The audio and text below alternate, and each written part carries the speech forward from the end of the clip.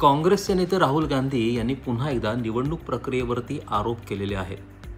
निवडणूक आयोगानं सप्रमाणे ते सगळे फेटाळून लावलेले आहेत. भाजपानं राहुल गांधी यांच्यावर घणाघाती टीका केली आहे. संवैधानिक संस्थांवरती वारंवार प्रहार करून त्यांना त्या कमकुवत करायच्या आहेत का? देशातली लोकशाही, तिचा पाया हा कमकुवत करायचा आहे का? देशामध्ये अराजक पसरवायचं आहे का? असे अनेक प्रश्न भाजपानं उपस्थित केले आहेत. पंतप्रधान नरेंद्र मोदी आणि नेपाळच्या हंगामी पंतप्रधान सुशीला कार्की यांच्यामध्ये आज चर्चा झाली.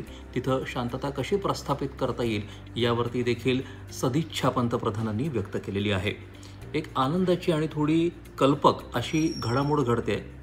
नितीन गडकरी केंद्रीय मंत्री यांनी असं म्हटलंय की हायड्रोजन क्षेत्रामध्ये भारत खूप प्रगती करतोय आणि लवकरच हायड्रोजनवर चालणारी रेल्वे विकसित करण्यात भारत सक्षम होईल असा विश्वास, अशी आशा त्यांनी व्यक्त केली आहे. क्रीडा क्षेत्राचा विचार केला तर टोकियोमध्ये ॲथलेटिक्स अजिंक्यपद स्पर्धा सुरू आहे. त्यातल्या भालाफेकीच्या स्पर्धेच्या अंतिम फेरीत आपला नीरज चोप्रा पोहोचलेला आहे. ती स्पर्धा सुरू आहे. नक्की काय काय आणखी घडतं आहे, त्यामध्ये काय होणार आहे, हे सगळं जर तुम्हाला जाणून घ्यायचं असेल तर नेहमीसारखंच आपल्या 7च्या बातम्या तुम्हाला बघायलाच हव्यात. 7च्या बातम्या झाल्यानंतर 9:30च्या ही बातम्या अवश्य पहा.